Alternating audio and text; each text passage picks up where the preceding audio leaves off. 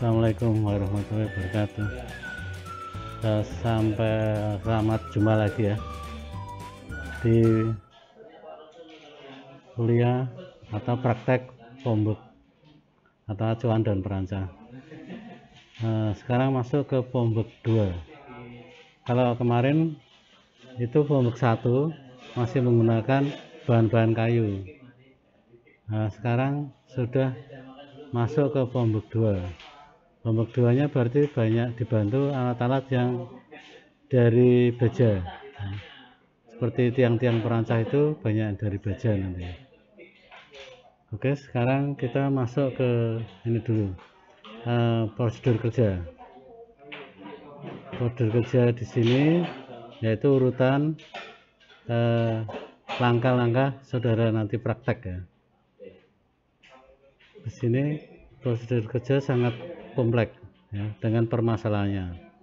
Jadi saudara harus mentaati prosedur kerja ini.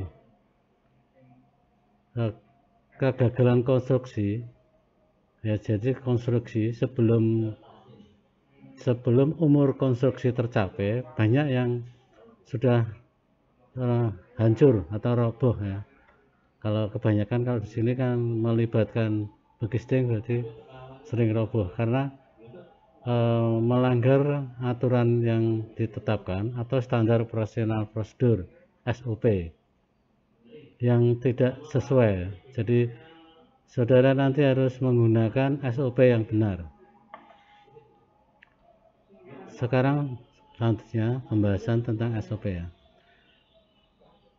Masuk ke jenis alat bantu kerja.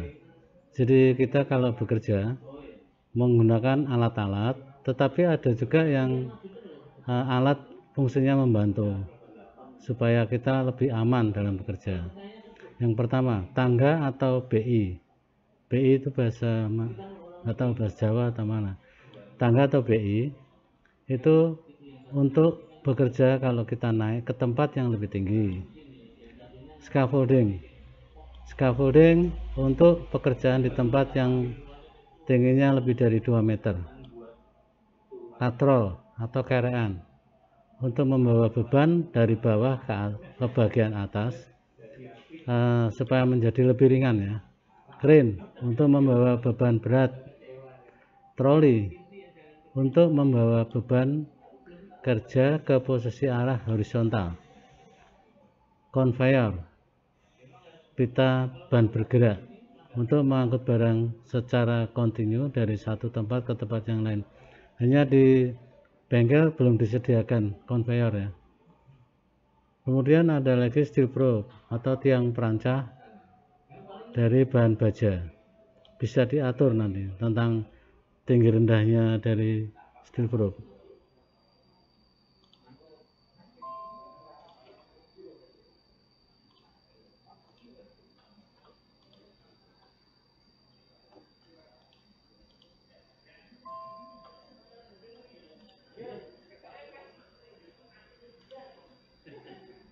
Nah, sekarang saudara harus mengenal ya, kalau sudah masuk ke praktek harus mengenal gambar yang namanya gambar kerja sini ya.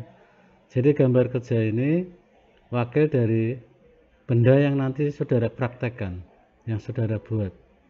Di sini adalah cetakan kolom untuk bangunan gedung. Bentuknya seperti ini ya. Yang utama sebetulnya yang bagian cetakan kolom persegi, terus ada cetakan kolom lain ya nanti. Ini yang di sini yang kita praktekkan nanti, kalau tidak salah yang 4 persegi panjang atau kotak ya bentuknya. Ini cetakannya itu yang tengah, yang kotak ya, yang kotak. Terus diberi penjepit balok-balok 612 itu ya. Yang kotak-kotak kecil-kecil di sekitar cetakan itu penjepit ya dari balok 612. Ada 1 2 3 4, ada 8 ya. Ada 8 612. Itu nanti masih diberi perkuatan lagi ya untuk meletakkan penjepit itu. Yang horizontal itu double ya, balok 612 itu disusun seperti itu. Ini baru gambar denahnya. Nah, itu nanti fungsinya untuk menekan cetakan 4 persegi panjang atau yang kotak itu, supaya dia menjadi rapat ya. Fungsinya nanti bisa digunakan. Jadi ini untuk membentuk kolom 4 persegi panjang. Ukurannya, nah ini ukurannya sesuai gambar ya. Jadi gambar kerja itu harus saudara lihat. Yang balok 612 yang berdiri atau vertikal itu jumlahnya 8. Kemudian ada yang kecil-kecil itu juga sebetulnya juga penahan atau menekan juga pada cetakan.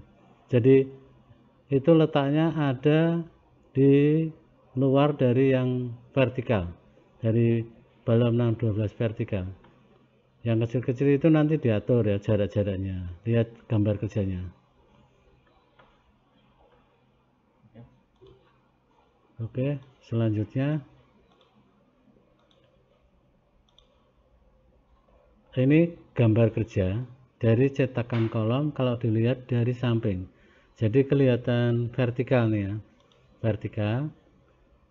Nah ini kelihatan vertikal. Jadi tadi ada balok 612 yang vertikal, terus ditahan oleh balok 612 yang horizontal. Yang horizontal, jadi setiap baloknya double ya, double dari 612. Ini yang gambarnya dilihat dari samping. Untuk menahan cetakan berbentuk kotak tadi atau 4 persegi panjang ya. Nah ini gambar kerja ini harus saudara perhatikan, nanti saudara praktekkan. Jadi saudara membuat acuan untuk kolom atau cetakan ya, acuan itu cetakan dengan dimensi atau ukuran-ukuran seperti berikut.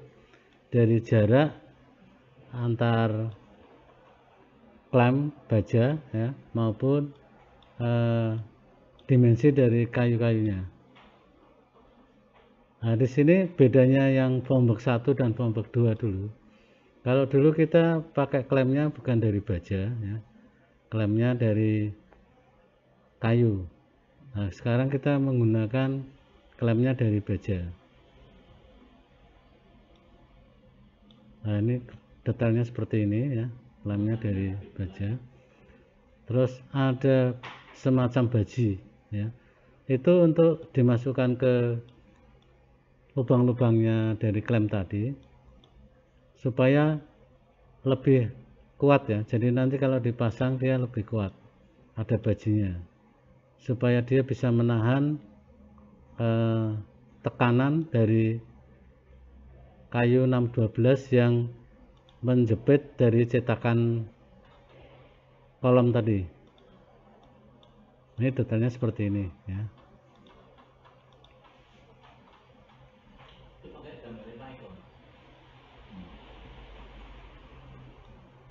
Nah ini detailnya ya seperti ini.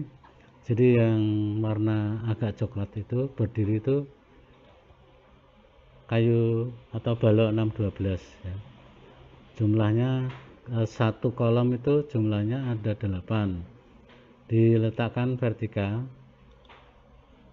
Kemudian masih ditahan lagi oleh balok 612 yang horizontal.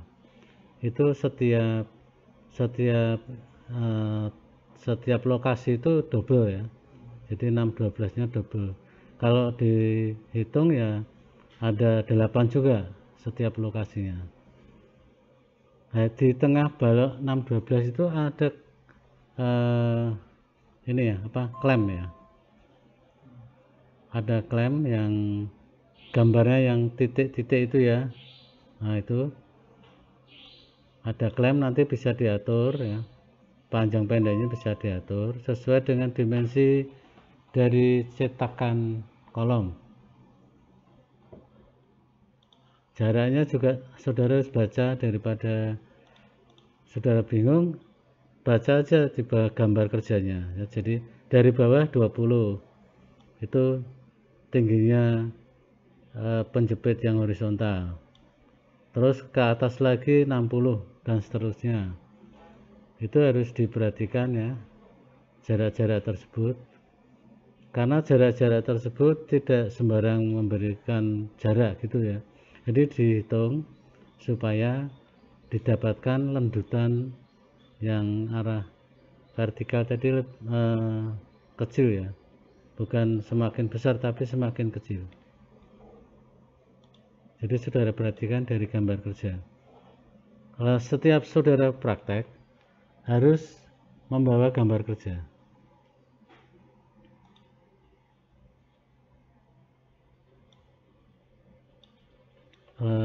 Nanti rencana saudara akan mempraktekkan 3 cetakan kolom. Ini dilihat dari atas ya, 3 cetakan kolom. Jadi nanti saudara lokasinya harus saudara lihat dulu, diukur dulu jarak dari titik pusat kolom ya, itu jaraknya di gambar kerja kan ada, saudara harus melihat itu. Nah, diletakkan dulu titik-titik ya di lantai, nanti di lantai untuk saudara bekerja. Kolom ada 3 kolom.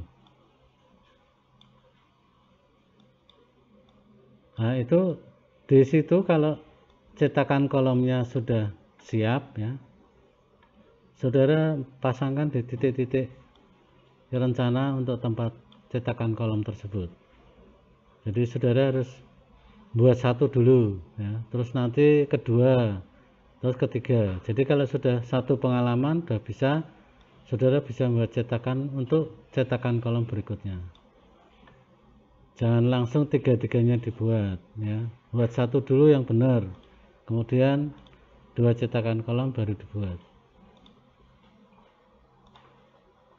Jangan lupa untuk jarak-jarak lihat gambar kerja ya, supaya untuk memudahkan kita bekerja. Oke, selanjutnya ini yang gambar kanan adalah gambar kerja dari cetakan kolom ya, jadi kelihatan vertikal. Kalau yang sebelah kiri adalah gambar denah, letak dari rencana ketiga cetakan kolom yang akan kita buat. Nah, di situ ada klem-klem ya, kotak-kotak kecil itu klem dari cetakan kolom ya, itu dari kayu kalau itu. Kalau yang ini panjang yang kelihatan ada gambar hitamnya itu yang ini apa tadi, yang sekur untuk balon 612 yang pendek yang horizontal tadi,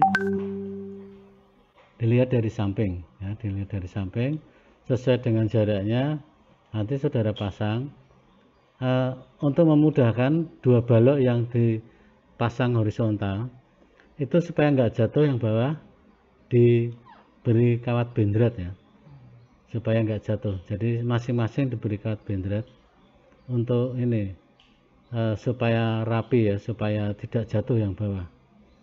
Kemudian baru klem pengaturnya baru diatur ya, sampai kuat menahan cetakan kolom.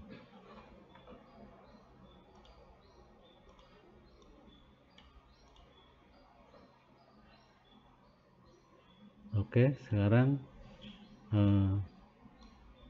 selanjutnya di sini ada gambar-gambar mahasiswa yang sedang praktek. Jadi saudara nanti seperti ini kalau mau praktek ya, lihat ini seperti ini. Itu cetakan kolom yang kotak sudah dipasang. Jangan lupa itu ada colokan di atas, itu untuk sambungan balok ya. Jadi nanti ada praktek cetakan balok atas ya, balok di sebelah atas. Itu jangan lupa lubang-lubangnya untuk nyambung, jangan keliru ya, diletakkan di 3 titik tadi, jangan sampai keliru. itu cetakannya terbuat dari multiplex itu ya, multiplex. Jadi setiap sisi dari multiplex itu harus diberi perkuatan klem dari papan ya, supaya bisa menahan lendutan kalau nanti terjadi cor beton pada cetakan kolom tersebut ya. Jadi supaya dapat menahan tekanan dari cor beton. Jadi kalau di dalam teori mekanika rekayasa itu menahan lendutan ya, makanya jaraknya jangan terlalu lebar, lendutannya biar kecil, klemnya jaraknya pendek-pendek ya. Jadi supaya lendutannya kecil. Kalau dia sudah berdiri, cetakan itu sudah berdiri tapi belum ditekan pakai klem dari balok kayu 612, itu saudara setting dulu sudah benar-benar tegak apa belum. Bisa pakai unting-unting ya, bisa pakai water pass, seperti waktu saudara praktek di Formbox 1 atau acuan perancas 1 ya. Unting-unting itu dipasang di atas, jadi ada paku, dipakukan di cetakan kolom ya sebelah atas, terus nanti dari paku itu dipasang unting-untingnya ke bawah, kemudian saudara ukur jaraknya dari atas sampai bawah, jaraknya harus sama. Misalkan jaraknya 25, semua harus 25, atau misalkan 10, semua dari atas sampai bawah harus 10. Nah itu sudah dikatakan tegak ya. Kemudian kalau sudah dipasang dan sudah dicek ketegangannya, jangan dibiarkan, harus saudara amankan ya. Jadi cetakannya bisa diamankan pakai skor miring ya, skor miring di kedua sisi ya. Kedua sisi itu cukup ya, kedua sisi.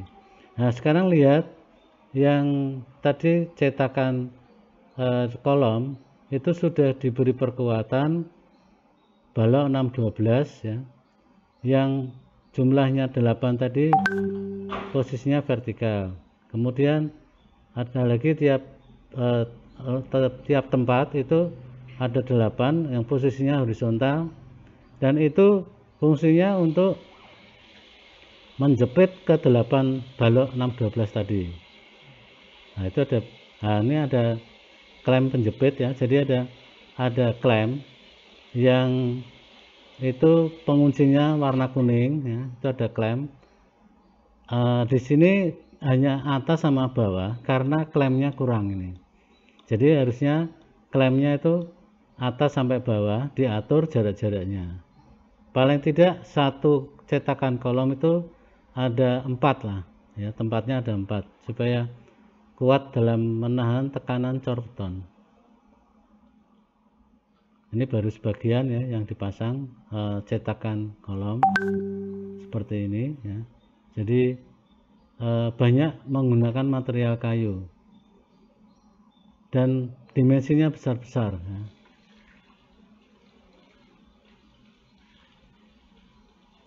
Itu ada balok beton, fungsinya untuk memakukan skor miring. Jadi skor miring itu nanti dipakukan pada balok beton, karena kita di tempat ini di dalam ya, jadi tempat praktek kita indoor, jadi kita tidak ada tanah di situ, jadi kita manfaatkan balok-balok beton. Nah seperti yang gambar kanan ya, itu harus dipasang untuk skor miring.